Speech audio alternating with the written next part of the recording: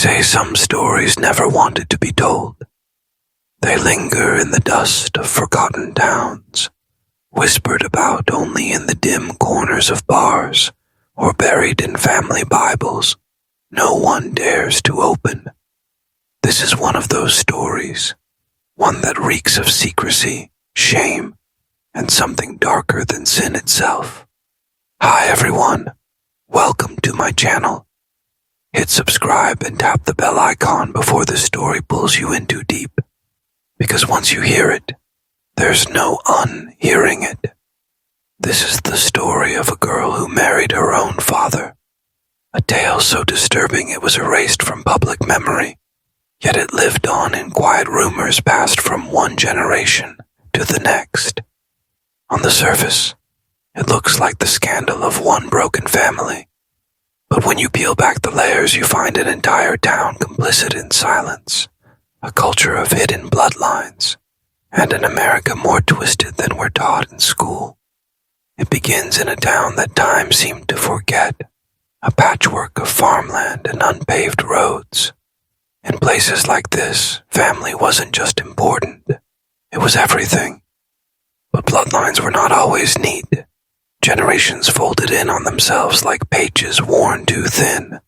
Cousins became spouses, uncles became fathers, and what should have been boundaries blurred into something else entirely.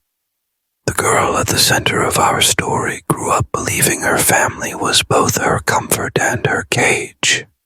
Her mother died when she was young, and the only constant figure in her life was her father. But this wasn't a father who simply provided food and shelter. He was something else, obsessed, protective, watching her with an intensity that made neighbors whisper even before the truth came out. No one stepped in. No one spoke up. In towns like this, silence was survival. People saw what they wanted to see, or pretended not to see at all. When she came of age, there was no suitor, no wedding in the church, just a quiet arrangement. She was to be out, become his wife. And so she did. But this is only the beginning. What follows is not just the tragedy of one girl, but a family so entangled in its own blood that escape became impossible. The wedding was no wedding at all. No white dress, no rings exchanged before God and the congregation. It happened in the privacy of their home, under the same roof where she had grown up, where the walls carried the muffled echoes of childhood lullabies and late-night sobs. By then, the neighbors had stopped asking questions. They saw her with him, noticed the way he kept her close, and instead of calling it wrong, they told themselves it was necessity, just another family making do in hard times. But what really bound them together was something darker than necessity. In places like this, history repeats itself. His own parents had been cousins. His grandparents had been closer still. For generations, the family tree was less a branching oak and more a twisted vine curling back into itself. So when he took his daughter as his wife, it wasn't just a scandal. It was a continuation of something the blood itself demanded. The girl didn't resist, at least not in the ways that left marks. By the time she was old enough to know what love should have looked like, she had already been taught that obedience was survival. To her, it was easier to surrender than to fight a world that never gave her choices. In her silence, the town found its excuse. They whispered, yes. They turned their eyes away, yes. But they never intervened. And then came the children. When the first was born, it was a frail little thing, pale as wax and too quiet, as though it had inherited the weight of its parents' secret before it could even breathe. Some said the child's eyes looked wrong, too close together. Others claimed it had the face of both mother and father, features so eerily symmetrical that it was impossible not to see the truth. Yet no one spoke of it. The neighbors brought casseroles. The pastor visited once, prayed over the house, and never returned. It was easier to pretend nothing was happening, easier to act as though the family was simply unusual, not abominable. But with every new child, the silence became heavier. The family grew, and with it the darkness no one dared name.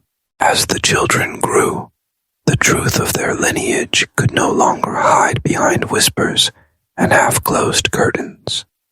They walked the dirt paths of the town with faces that unsettled even the boldest eyes. Their features were too familiar, too symmetrical, like copies of a copy that had been blurred with every generation.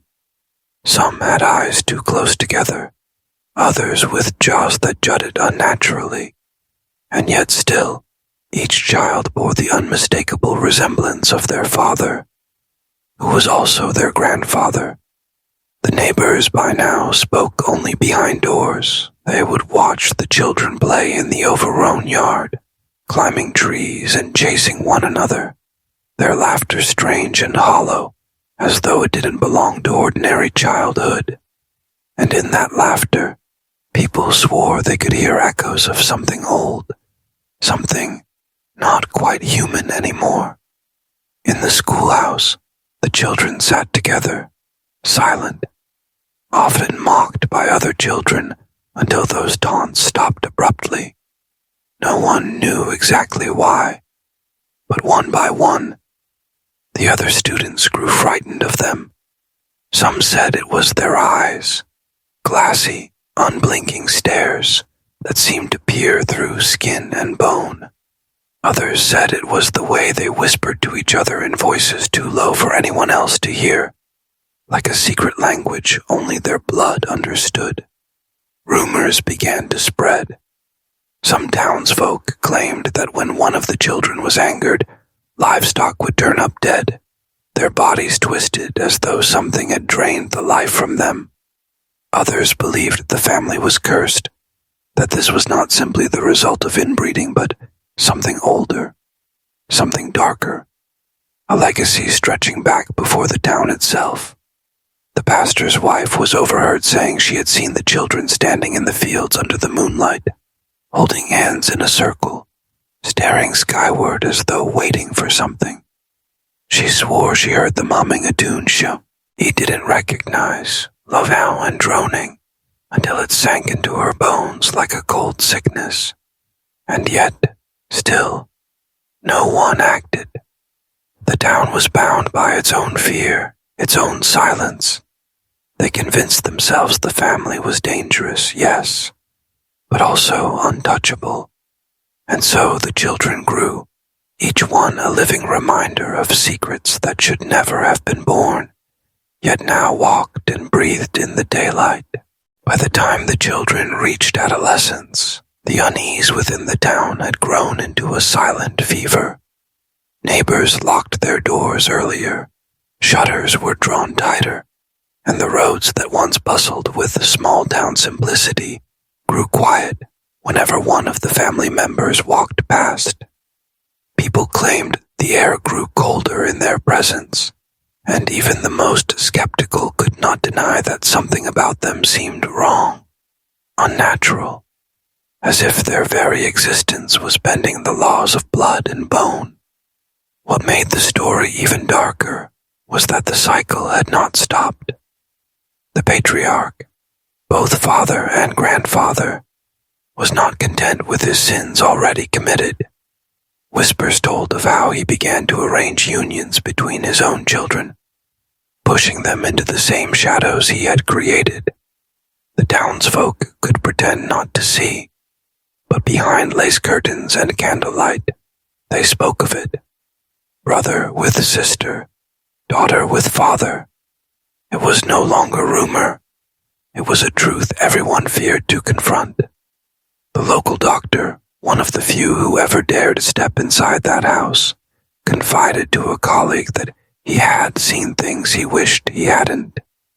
He described children born weak, some who never breathed more than a few hours, and others who lived but bore unsettling features, limbs that didn't move quite right, eyes that never blinked in rhythm. He never returned to the home after that, but his words spread like wildfire among those who wanted to believe the family was cursed, marked by something beyond human understanding. Meanwhile, the town itself began to fracture. Half whispered that the family should be driven out, exiled to the woods where their line would end. The other half, paralyzed by fear, insisted it was better to leave them alone, better not to anger them, better not to invite whatever darkness they carried into one's own home. And so, paralysis took hold, and silence became the only answer. But silence is never neutral. It feeds the shadows, allowing them to grow unchecked.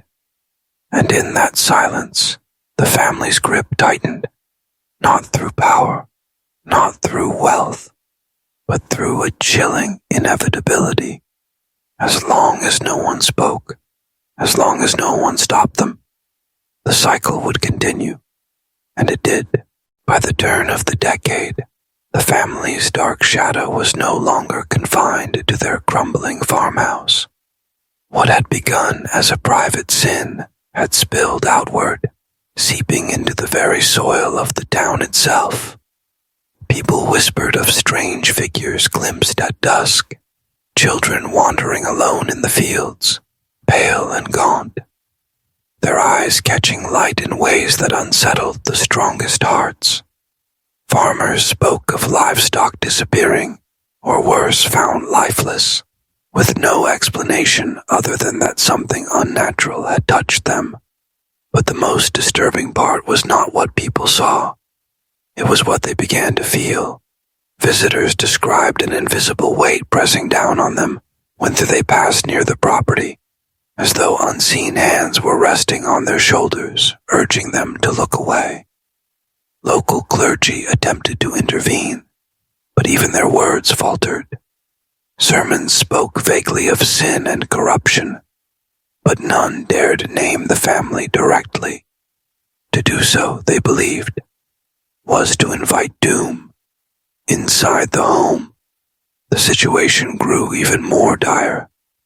The patriarch, now older, more brittle in body but no less cruel in intent, forced his will upon his children with increasing desperation.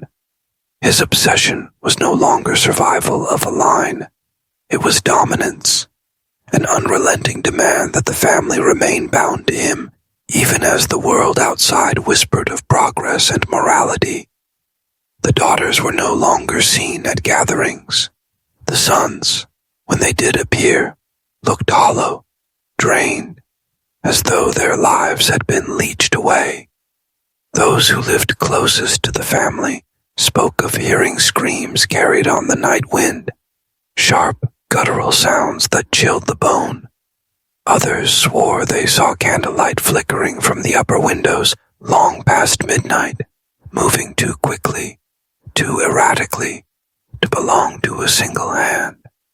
And yet, when approached in daylight, the home stood silent, windows shuttered, its walls sagging under secrets no one dared to confront. This was no longer just a family secret. It had become a curse stitched into the very fabric of the town. Generations would pass, but the story would linger, whispered among children, daring each other to walk past the house, and among elders who shook their heads but spoke no more, because deep down, everyone knew, curses do not remain buried. They spread. It was inevitable that the family's fortress of silence would one day fracture.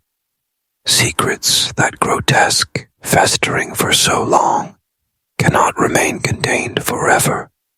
The first cracks appeared when a traveler, a man passing through the town, went missing.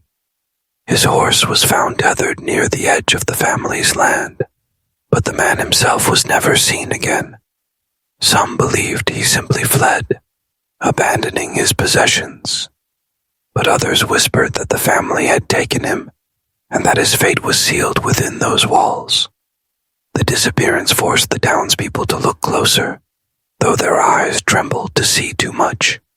Rumors spread like wildfire. Some claimed the family practiced rituals to keep outsiders away.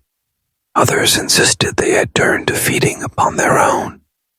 What gave the whispers weight was not proof, but the uncanny behavior of the surviving children. By now they were young adults, yet they bore no resemblance to their peers.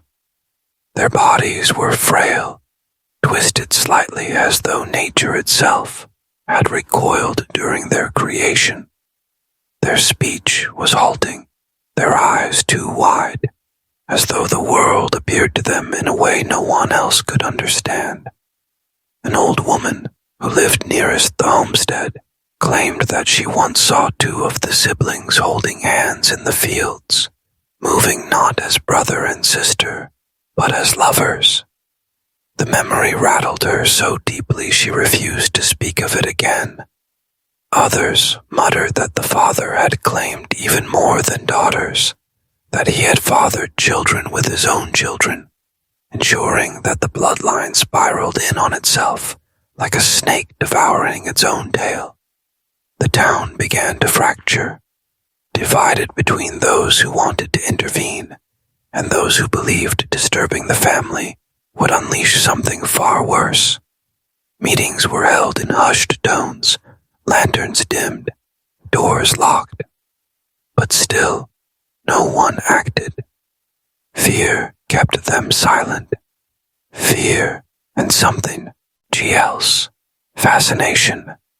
For as much as the family horrified, it also drew the eye. People wanted to know. They wanted to see, to understand how such a nightmare could exist alongside them, hidden in plain sight. But when the truth finally did begin to slip into daylight, it came not through confrontation, but through accident. A fire, small at first, then raging, broke out on the property one autumn night. And with the flames, so too came the revelation of what had been hidden for decades. When the fire consumed the house, it was as though the earth itself had decided it could no longer stomach the secrets buried within those walls. Neighbors rushed toward the glow, torn between fear and the duty to help. But what they found in the crackle of flames was far from ordinary. As the roof caved in and the timbers split, figures emerged, frail, trembling, their clothes tattered, their eyes wild and unblinking in the firelight. The surviving family stumbled into the night like specters, but what struck the witnesses most was not the smoke or the fire, but their faces. Some bore features so closely mirrored, it was like looking at imperfect reflections of one another. Others carried deformities that seemed almost too deliberate, as though time and blood had warped them into grotesque reminders of the family's truth. And then, in the chaos, someone screamed. A child had been carried out by one of the older siblings, and the resemblance to the patriarch was undeniable. The whispered suspicions of incest, once shadow, now stood naked in the light of the flames. In the days that followed, the remains of the home revealed further horrors. Bones, too many for one family, were found in shallow pits around the property.